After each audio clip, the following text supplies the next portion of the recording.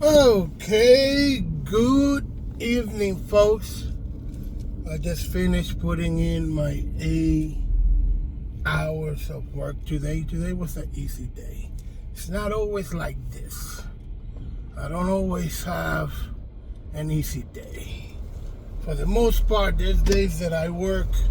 My schedule could be pretty crazy because I pick up hours for other people. But there is days that I'm fortunate enough that I can work from 5 a.m.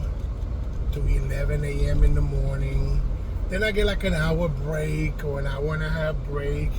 And then I work from 12:30 to 9 o'clock at night. It is now 9:32. Today I just did my regular shift.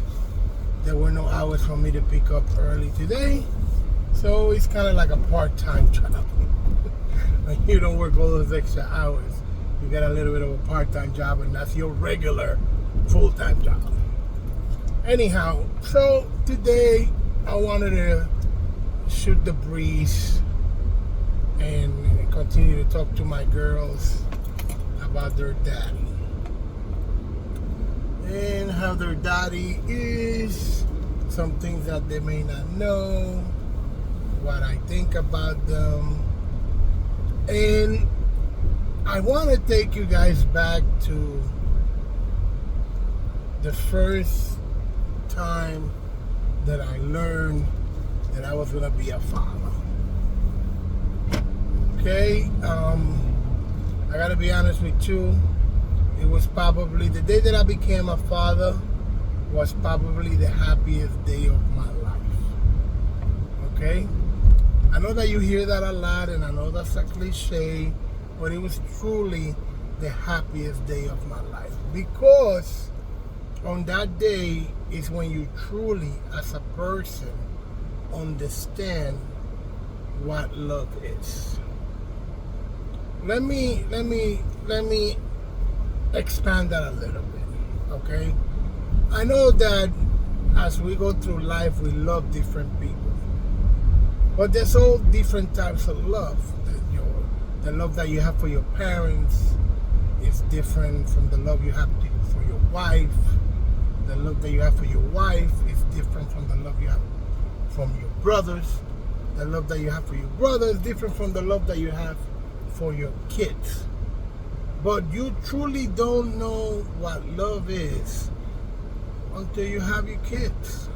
And I know that some people say, well, I'm not going to have kids. And then, unfortunately, you will not, in my opinion, you will not truly know what love is. You understand? Because I love my kids different than the way I love my wife. And I love my wife differently than I love my kids. I repeat that. You know, and it's just different types of love. So when I found out that my wife was pregnant for the first time, I was very, very happy. And I want to take you through the story, and maybe for you, Brianna, so you can listen to the story maybe when you get older. And you can understand how much you meant or you mean to me. So my wife tells me that she's pregnant, and I'm in cloud nine. And I remember that, I'm going through the pregnancy with her, and I remember this distinctive day that my wife had a craving. She had a craving for chicken and broccoli from the Chinese store that used to be underneath our building in New York City. We used to live in New York City. And, I went down to the Chinese store to tell the lady, listen, I'm going to pay you extra, but I need you to put a lot of chicken on this chicken and broccoli. And you put a lot of chicken in there, okay? I'll pay the extra. It's no problem. So I guess we got lost in translation, and the lady put more broccoli than chicken. So I go upstairs, and I'm starving, and I give my wife her food, and I open up my food, and everything looks good, and I'm just eating it up. And then I'm not really looking at my wife, but I heard her sniff, like a sniffle. And I said, "Hon, are you okay?" And she said to me that they didn't put a lot of chicken in her broccoli and chicken, that she got more broccoli.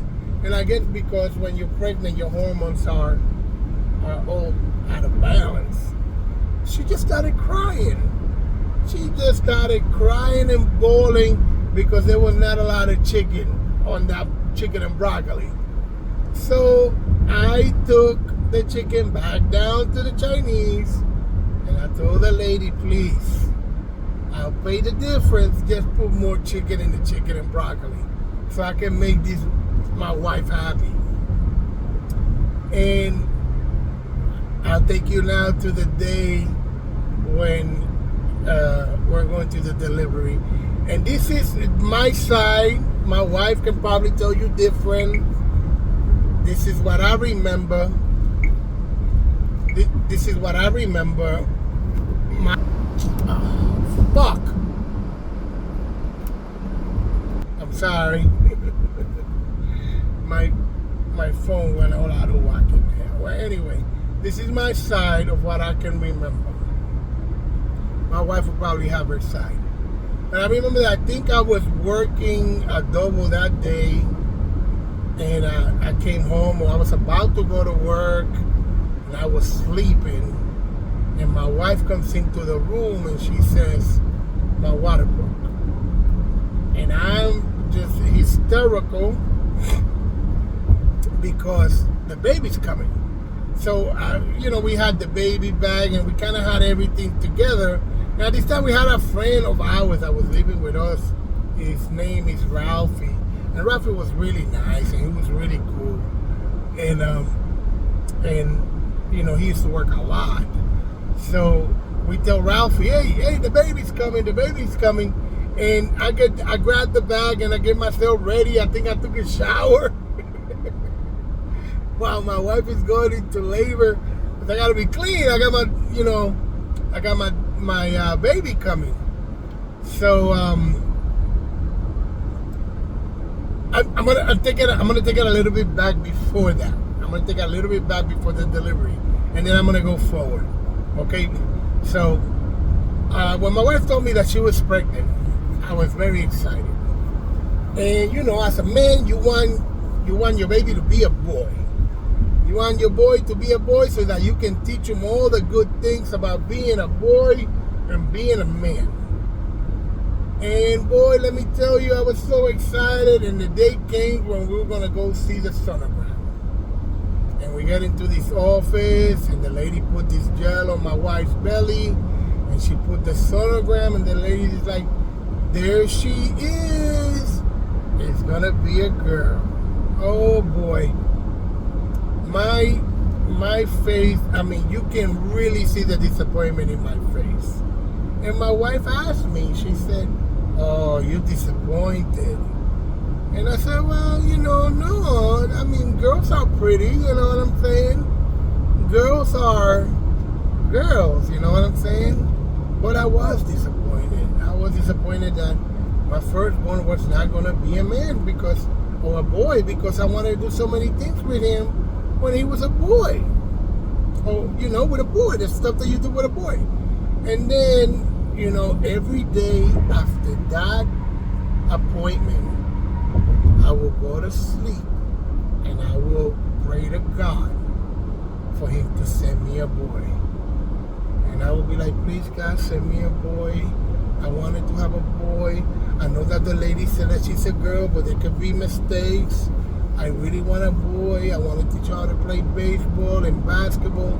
I really would love to have a boy. And I pray to God every day for the boy.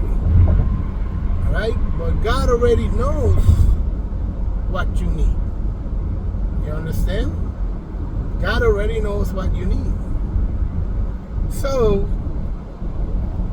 now I'm gonna bring you back to the day of the delivery. So I grab the bag, I come out the house, I press the button in the elevator, I'm all showered up, I'm doing all good. I get on the elevator, and Ralphie goes, "Hey Ray, are you not forgetting something?" And I'm kind of tapping myself, and I'm like, "No, I got the bag, I took a shower, I'm ready to go." And he goes, "What about your pregnant wife?" I had left my pregnant wife sitting down, having contractions.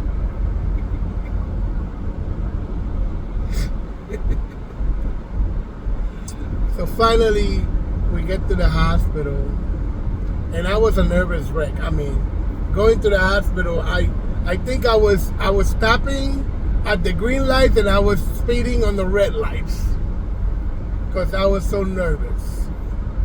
And we finally make it to the hospital, right? And then she's gonna go into labor, and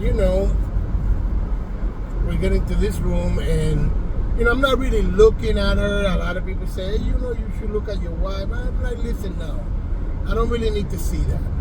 I want to experience it, but I don't want to see it. So I'm kind of behind my wife, holding her hands, and the doctor says push, and she push, and the doctor says push, and she push, and the doctor says push. She pushed for a third time, only 3 times, and my little girl comes out. And the doctor goes, "It's a girl." And I said to the doctor, "Give me my girl."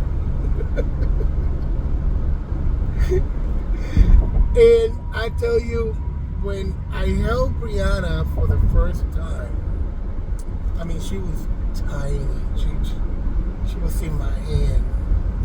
And when I held her the first time, it was like the whole room just went black. And they had one of those little lights, kind of like the lights that the detective use. And that light is just shining on Brianna. And I'm just admiring her beauty. To me, she was the most beautiful baby in the world. I'm counting her fingers. Does she have 10 fingers? I'm counting her toes. Does she have 10 toes? I'm looking at her nose, at her mouth, at everything. And I'm just in love with this baby. I truly am in love with this baby. And she just stole my heart from day one. She stole my heart. And to this day, that was probably the happiest day of my life. Or one of the happiest days of my life. Because there's another one coming. So,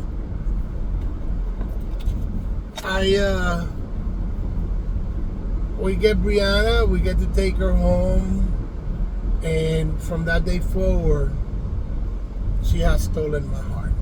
There was not one thing that I wouldn't do for my Brianna. To this day, there's not one thing that I won't do for her. You hear me, Brianna? I love you, and I will do anything for you. So, as the baby's growing up, she's not talking. She's not talking, and she's having a hard time talking, and she's babbling, and she's not really walking, and she's still crawling when she should have been walking. And my wife is telling me that there might be something wrong with Brianna. And I'm looking at my wife like, are you crazy? That's my baby. My baby's perfect. There's nothing wrong with her.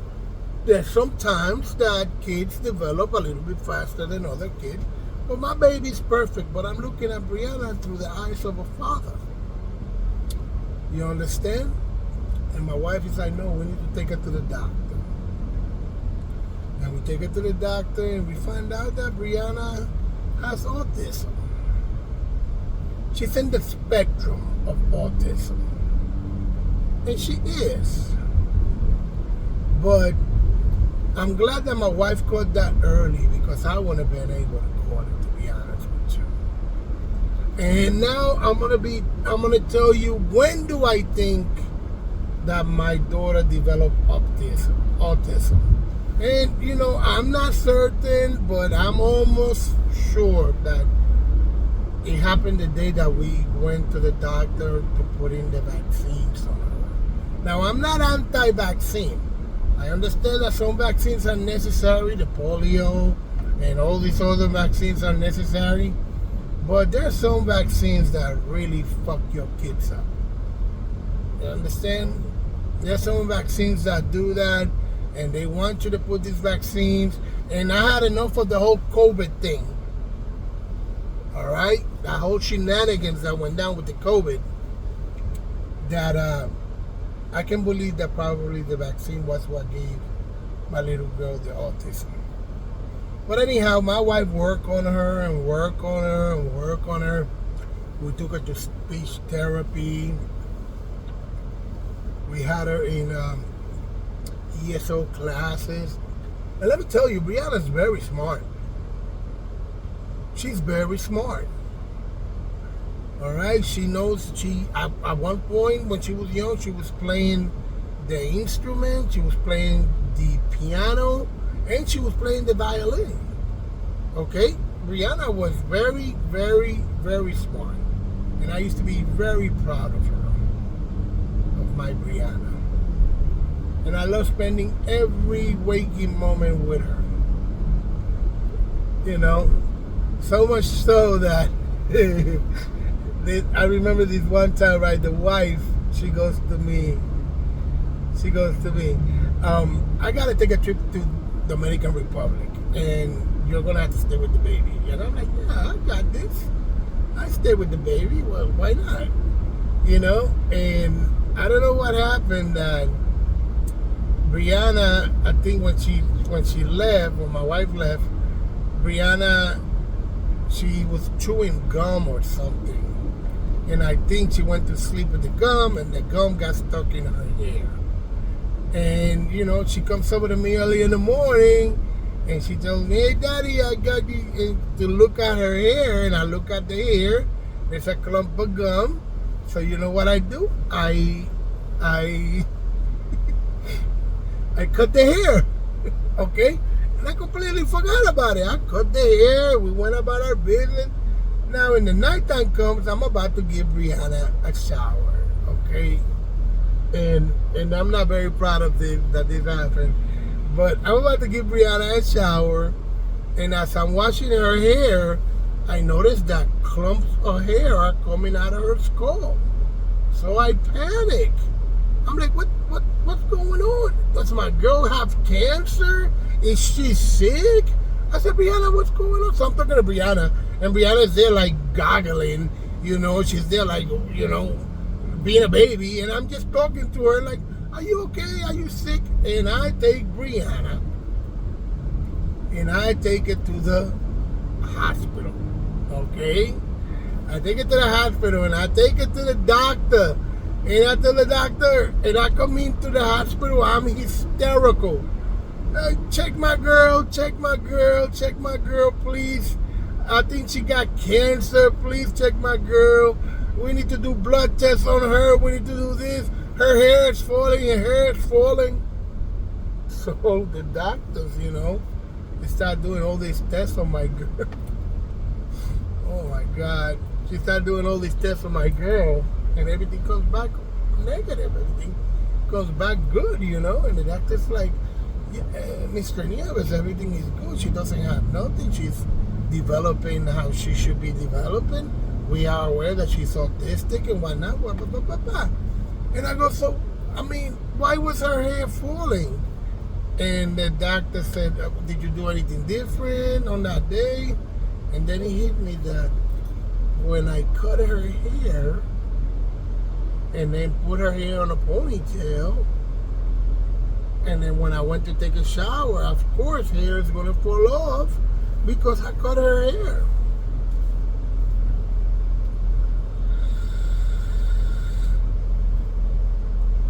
So you can imagine the way I felt because, I took my little girl to the doctor for no apparent reason, and she got poked up and all these exams for no apparent reason, and that was probably, I called my wife and I told my wife what's happening, and my wife is hysterical in the Dominican Republic, and I'm just like, I don't know what to do. To come to find out that it was only gum that was in her hair. And that was another instant when she was a baby. Oh my God. I'll never forget about this. She was a baby.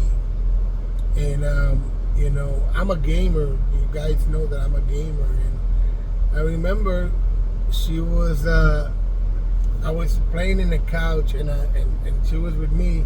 And she must have been an infant. She was like maybe, I don't know, she probably about 6 months or something like that. She can barely, stand on her own or whatnot, or sit down.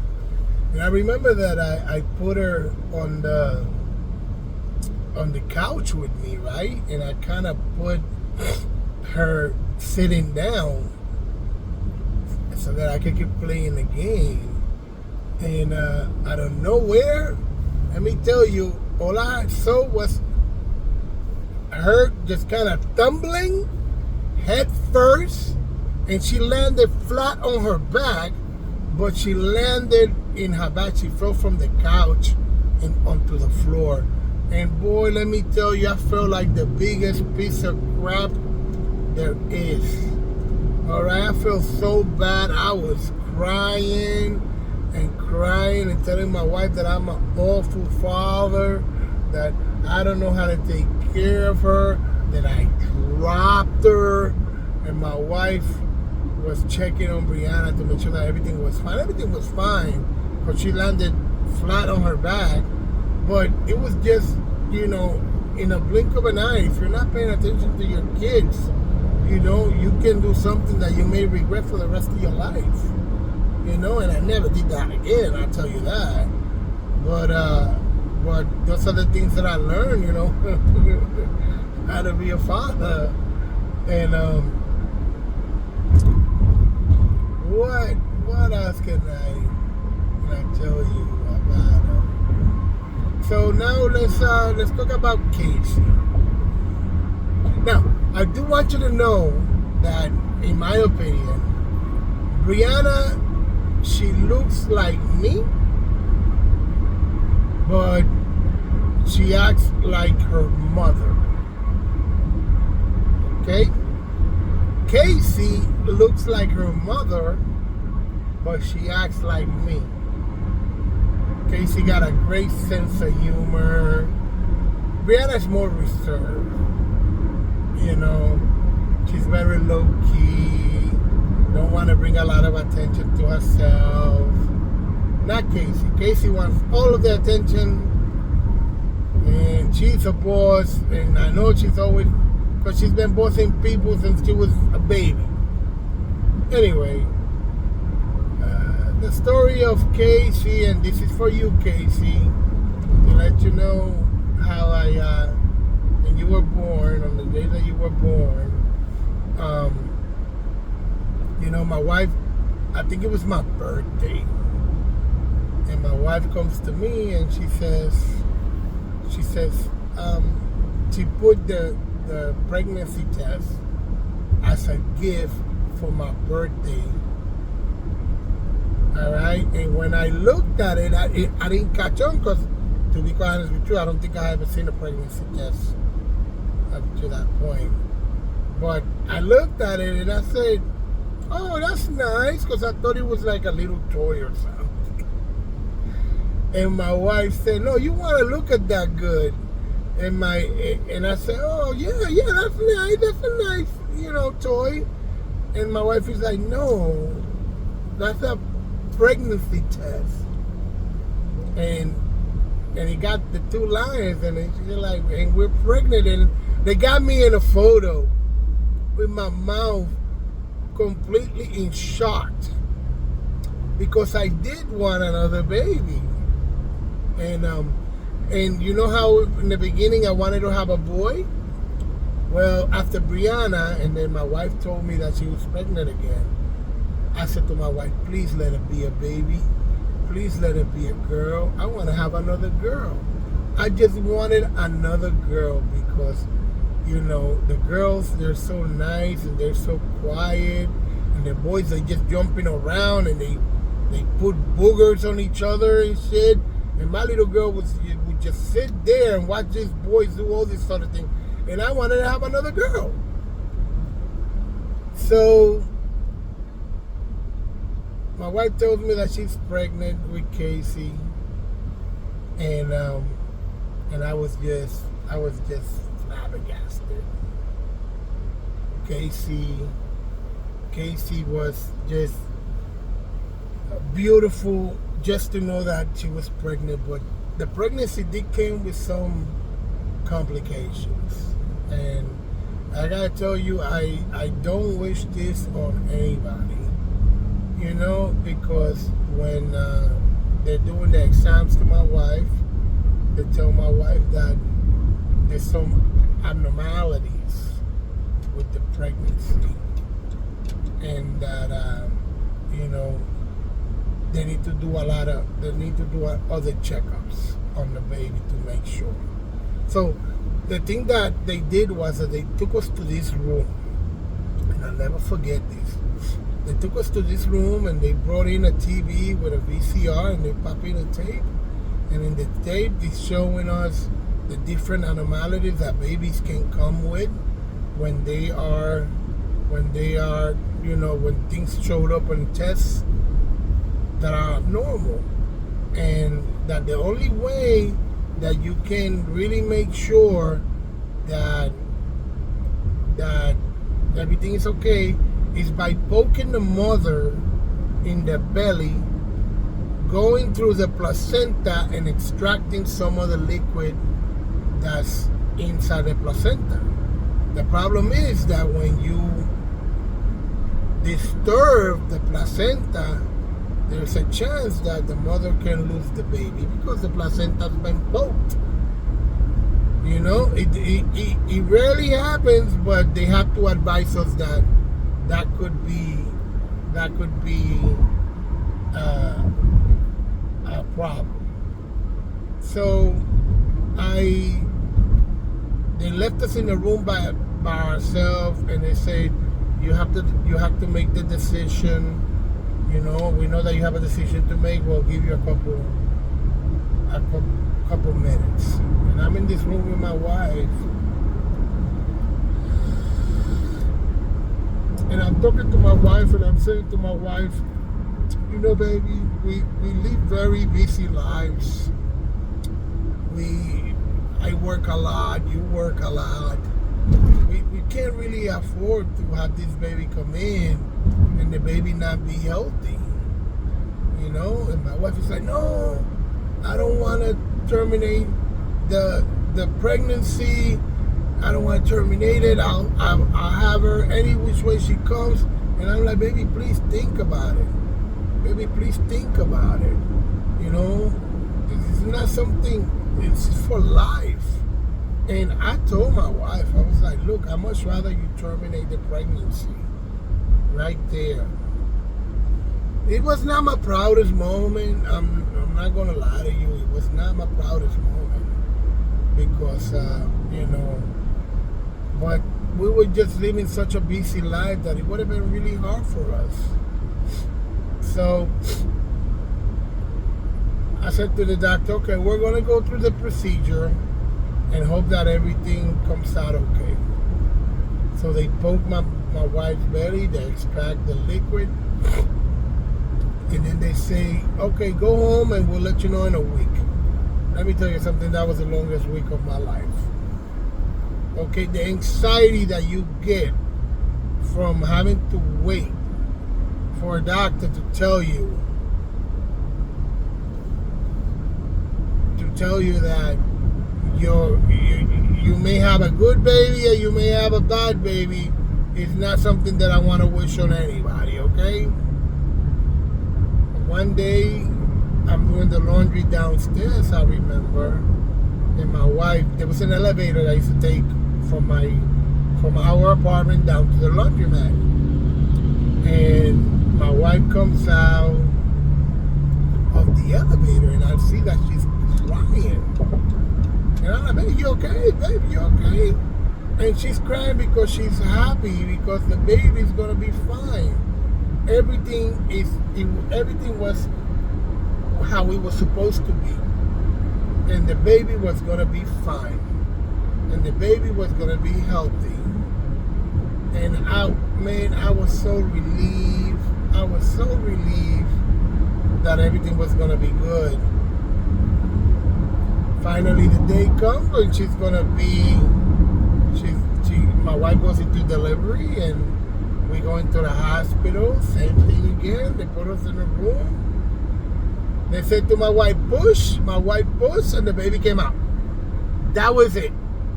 Okay, that was my wife's pregnancy. They said push. My wife pushed, and the baby came out. Then they put the baby on top of my wife's belly. And I remember that little girl, she lifts her head up to look around. And then she put her head down. Okay? And she was full of hair. Oh, she had a lot of hair. A lot of black hair. And I remember that when they brought her, after they cleaned her up and they brought her to us, she had like a little mohawk. She had a little mohawk. Okay? And that was Casey. And that was the second happiest day of my life. When Casey was born. And she was, I tell you, she was so sweet, my Casey. Although she was always, when she was a baby, she always had a frown. She was always frowning. Okay? Always. We got so many pictures of her and she's just frowning all the time. But she was a happy baby. She was a very happy baby. And you know, those are the days that I will never forget. Those are the days that changed me forever. You know what I'm saying? Now, some people say, well, you know, I'm not ready to have kids. You're never ready to have kids. Just happen. Just happen. You gotta do the best you can, you know? I learned something once that I saw Michael Douglas said on the movie of Wall Street, not the first one, but the second one. And he said, he told this to Shia LaBeouf, and he kind of single-handedly told me what I need to know about being a parent. He said to Shia LaBeouf's character, he says, parents are the bone on which children file their teeth. I never forgot that. You understand? You gotta be that bone. And you gotta prepare your kids to go out there in the world. And you gotta do it to the best of your ability. You understand? And I've been blessed with the fact that my wife, she takes care of my girls good. She teaches my girls responsibility and respect. Okay? And she teaches my girls everything through God and the worships that they do every day. And I love that, to be honest with you. I love that my girls are being raised in that way.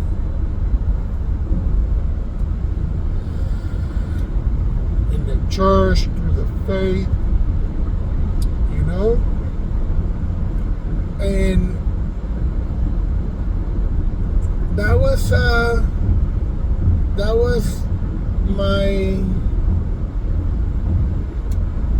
memory of having my two little girls, Brianna and Casey. And ever since I had them, Brianna and Casey has been my two favorite people in the whole wide world. Okay? My two very favorite people is my daughters, Brianna and Casey. They mean the world to me. I did not know what love was until I had them. Okay? Personally, I did not know what love was until I had them. I thought that I knew what love was. But love is something like you being able to give up your life for your kids and be happy about it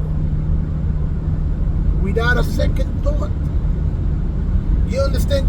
If your kid needed life and your life and your kid's life is in your hand,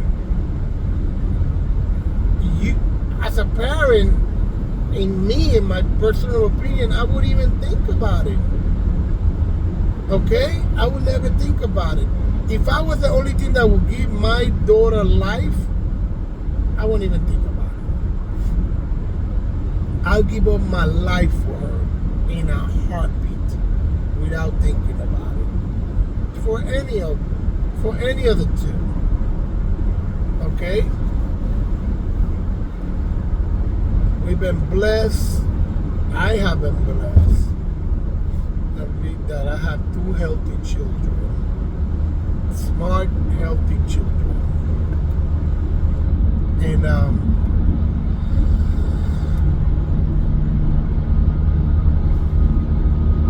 that's what I love about them.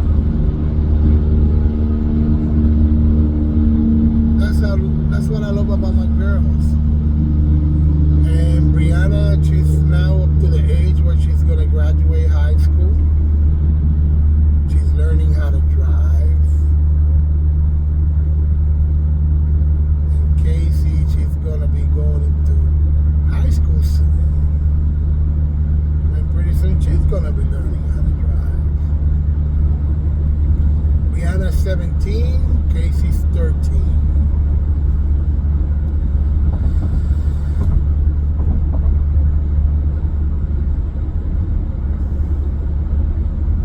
I've been blessed.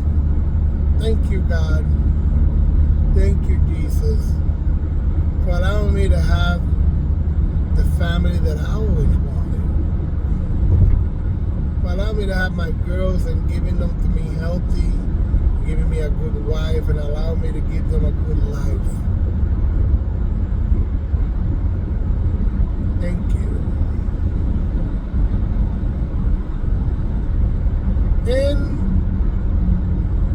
with that said, I think I am going to finish the video here.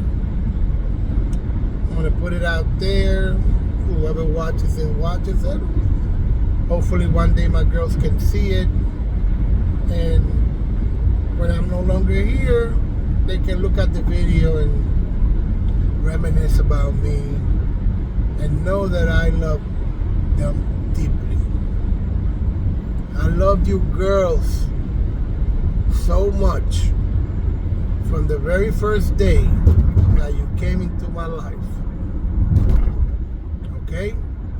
From the very first day that you came into my life has been the greatest life.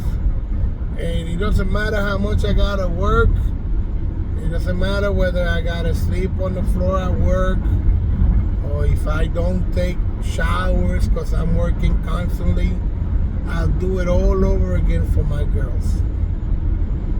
Thank you for allowing me to be your dad. Thank you for allowing me and choosing me to be your dad. I love you. Always know that. Always know that I loved you and that you made me happy and that I hope that I made you happy. With that, I'm going to finish this video. Thank you.